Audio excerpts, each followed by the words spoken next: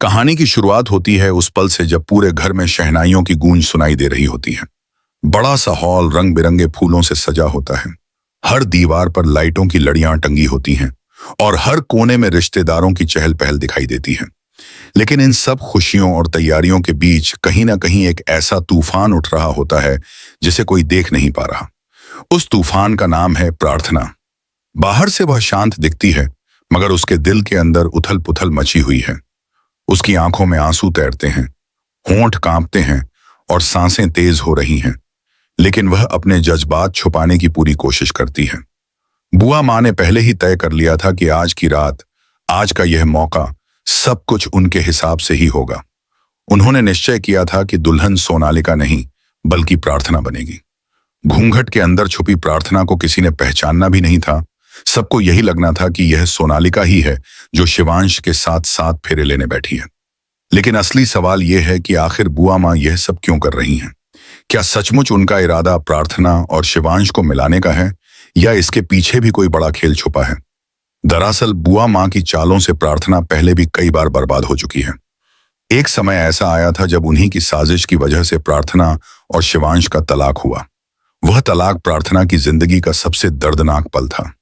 उसने कभी सोचा भी नहीं था कि जिस इंसान को वह सबसे ज्यादा चाहती है, उसी से उसका रिश्ता टूट जाएगा।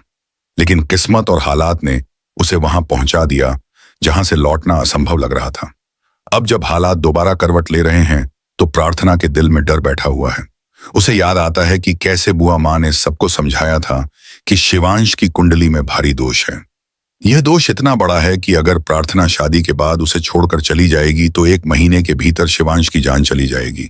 यह बात प्रार्थना के दिल को चीर देती है। वह सोचती है कि अगर ऐसा सच है तो कैसे वह शिवांश को छोड़ सकती है, कैसे वह उसकी जिंदगी खतरे में डाल सकती है। मगर दुख की बात यह है कि बुआ माँ यह सब जानने के बावजूद भी शिवांश की शादी सोनालिका से करवाने पर अड़ी हुई है। यही वजह है कि प्रार्थना के मन में यह सवाल बार बार उठता है कि क्या सचमुच बुआ माँ शिवांश से प्यार करती हैं? क्योंकि अगर उन्हें प्यार होता तो वह कभी उसकी जिंदगी खतरे में डालने का काम न करती। इसी उधेड़बुन के बीच शिवांश खुद प्रार्थना से सवाल करता है। उसका लहजा सख्त भी है और दर्द से भरा भी। वह कहता है, मुझे पता है तुम्हें तकलीफ हो रही है। हाँ, तकलीफ हो रही है क्योंकि मेरी शादी सोनालिका से हो रही है। तुम्हें गुस्सा भी आ रहा है क्योंकि अब मैं किसी और का हो जाऊंगा। फिर तुम कह क्यों नहीं देती हो कि तुम्हें मुझसे प्यार है? ये शब्द सुनकर प्रार्थना के दिल पर जैसे कोई चोट लगती है। वह चाहकर भी बोल नहीं पाती। उसकी जुबान पर ताले लग जाते हैं। वह शिवांश को सच बताना चाहती है, लेकिन हर बार बुआ माँ का चेहरा उसकी आंखों के सामने घूम जाता है। उसे लगता है कि अगर उसने एक शब्द भी कहा तो शिवांश उसे झूठा समझ लेगा। आखिर शिवांश अपनी बुआ माँ से बेपनाह मोहब्बत करता है और उनकी बातों पर आंख मूंदकर यकीन करता है। ऐसे में अगर प्रार्थना कहे कि बुआ माँ ही उनकी जिंदगी की सबसे बड़ी दुश्मन है तो क्या शिवांश उस पर विश्वास करेगा? शायद नहीं। यही सोचकर प्रार्थना चुप रह जाती है। उसकी खामोशी ही उसका सबसे बड़ा बोझ बन जाती है। वह बार बार अपने आप से सवाल करती है, क्या मेरी चुप्पी ही शिवांश की मौत की वजह बनेगी? क्या मेरा डर ही हमारी मोहब्बत को खत्म कर देगा? जबन का उसका मन बार बार कहता है कि सच बोल दो, मगर दिल उसे रोक लेता है। वह जानती है कि अभी अगर उसने कुछ कहा तो शिवांश उसके खिलाफ हो जाएगा। धीरे धीरे शादी की तैयारियां आगे बढ़ रही हैं। बारातियों के स्वागत की गूंज सुनाई दे रही है। ढोल नगाड़ों की आवाज चारों तरफ गूंज रही है।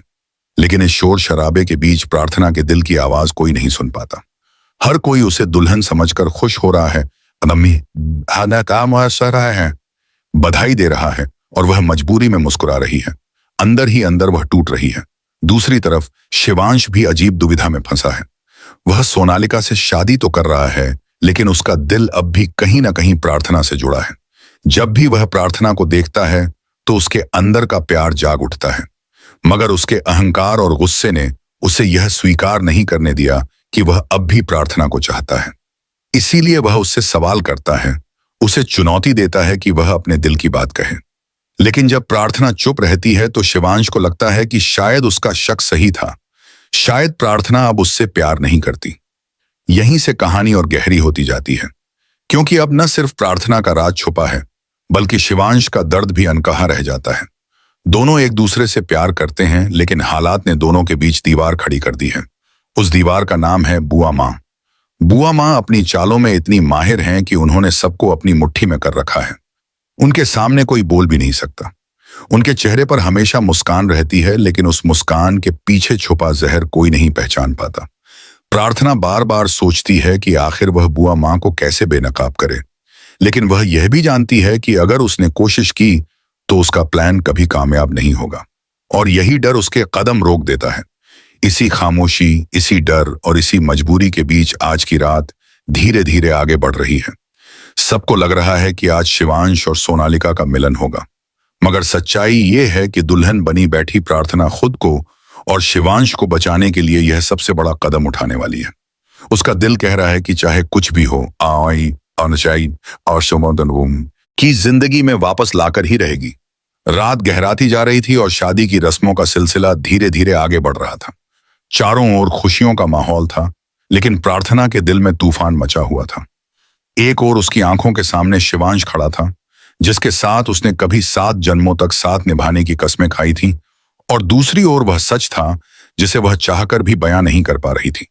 उसके भीतर का डर उसे बार बार याद दिलाता था कि अगर उसने जरा भी गलती की, अगर उसने बुआ माँ की सच्चाई सामने लाने की कोशिश की, तो शिवांश कभी उस पर भरोसा नहीं करेगा, क्योंकि शिवांश की दुनिया उसकी बुआ माँ से शुरू होती थी और उन्हीं पर खत्म होती थी। इन्हीं ख्यालों में उलझी प्रार्थना की आंख लग जाती है, और तभी उसे एक सपना आता है। सपना इतना सजीव और डरावना होता है कि वह नींद से हड़बड़ाकर उठ जाती है। सपने में वह देखती है कि वह शिवांश को सच बताने की कोशिश कर रही है। वह उससे कह रही है कि बुआ माँ ही असली दोषी हैं, वही उनकी जिंदगी की सबसे बड़ी दुश्मन है, या वही वह औरत हैं जिन्होंने उसकी और शिवांश की खुशियों को हमेशा बर्बाद किया है। लेकिन जैसे ही वह यह सब कहती है, शिवांश का चेहरा गुस्से से लाल हो जाता है। वह उस पर विश्वास नहीं करता, उल्टा उस पर ही आरोप लगाने लगता है। तुम बुआ माँ के बारे में ऐसी बातें कैसे कर सकती हो? उन्होंने ही मुझे पाला है, उन्होंने ही मुझे संभाला है, और तुम उन्हीं पर शक कर रही हो। तुम जैसी औरत मेरी पत्नी कहलाने के लायक नहीं हो। ये शब्द सुनकर प्रार्थना का दिल जैसे चाकू से कट जाता है। सपना यहीं खत्म होता है और वह पसीने से तरबतर उठ बैठती है। उसका दिल जोर जोर से धड़क रहा होता है। वह सोचती है कि अगर सपना सच हो गया तो क्या होगा? क्या सचमुच शिवांश उस पर भरोसा नहीं करेगा? क्या वह उसे हमेशा के लिए छोड़ देगा? यही डर उसे अंदर तक हिला देता है। वह खुद से कहती है कि अगर उसने यह राज खोला तो उसकी जिंदगी और उसकी मोहब्बत दोनों बर्बाद हो जाएंगे। यही वजह है कि वह चुप रह जाती है और किसी को कुछ नहीं बताती। इस बीच बुआ माँ की चालें और तेज हो जाती हैं। वे हर वक्त सोनालिका के परिवार वालों के साथ व्यस्त रहती हैं, शादी की तैयारियों में लगी रहती हैं और ऐसा दिखाती हैं मानो उन्हें इस शादी से बहुत खुशी हो। लेकिन असलियत यह है कि उनके दिल में कोई और ही योजना पल रही है। वे जानती हैं कि प्रार्थना अभी भी शिवांश के करीब है, लेकिन वे यह भी जानती हैं कि प्रार्थना के दिल में डर बैठ चुका है। इसी डर का फायदा उठाकर वे अपनी चाल चल रही हैं।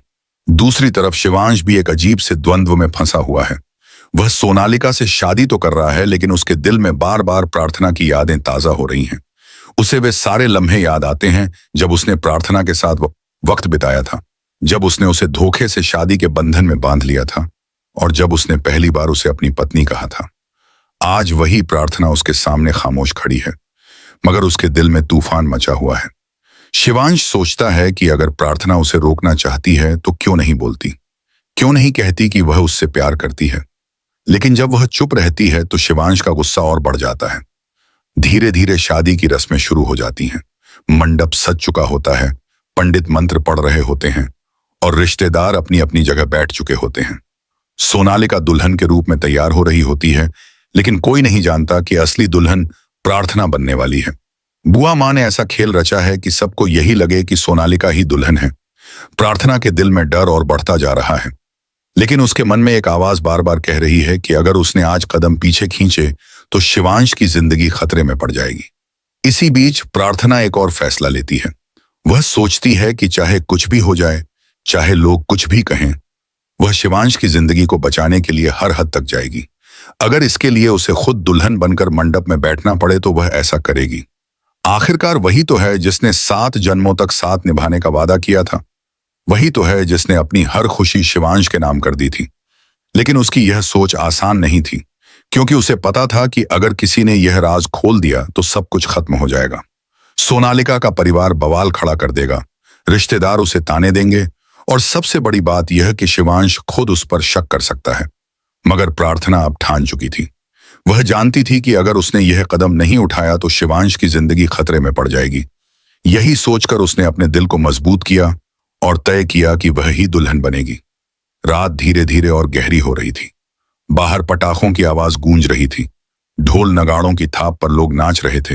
हर कोई खुश था, मगर इस खुशी के माहौल में सिर्फ प्रार्थना ही थी जो टूट रही थी, जिसे सी जो अंदर ही अंदर खुद को संभालने की कोशिश कर रही थी।